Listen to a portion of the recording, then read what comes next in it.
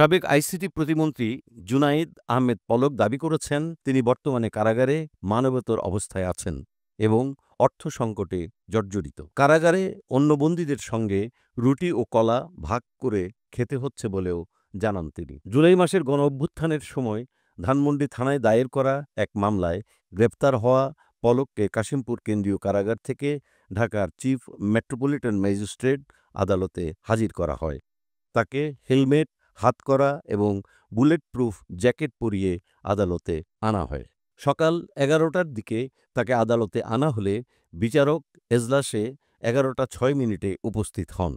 এর মধ্যে পলক সাংবাদিকদের উদ্দেশ্যে কিছু কথা বলেন। অন্যান্য কয়েদিদের সঙ্গে হেঁটে আসার সময়ও তিনি কিছু কথা বলেন। পলক তার আইনজীবী এবং সাংবাদিকদের জানান, চিড়া মুড়ি খাওয়ার মতো টাকাও নেই। কারাগারে ব্যারিস্টার সুমনের সঙ্গে রুটিকলা ভাগ করে খাই। তিনি আরও বলেন, জেলখানার জীবন এক কঠিন শিক্ষা। আমি মনে করি সবার কমপক্ষে ৭ দিন জেলে থাকা উচিত। যদি কখনো বের হতে পারি আমি এই কথা বলবো। এই সময় পুলিশ তাকে কথা বলতে নিষেধ করলেও পলক বলেন, আমি কোনো বেআইনি কথা বলছি না। পলক অভিযোগ করেন, আদালতে কথা বললেই তার রিমান্ড বাড়িয়ে দেয়া হয়। তিনি বলেন, কথা বললেই রিমান্ড বাড়িয়ে দেয়। আইনজীবীরা কথা বললেই রিমান্ড বাড়ানো হয়।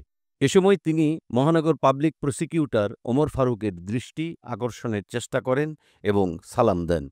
প্রথমে সাড়া না পেলেও পরবর্তীতে পিপি তার সালামের উত্তর দেন।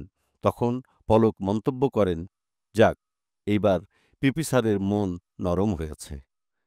পলক তার আইনজীবীদের সঙ্গে কথা বলার সময় সাংবাদিকদের উদ্দেশ্যে বলেন, আমাদের নিয়ে লেখার সময় একটু সদয় হবেন।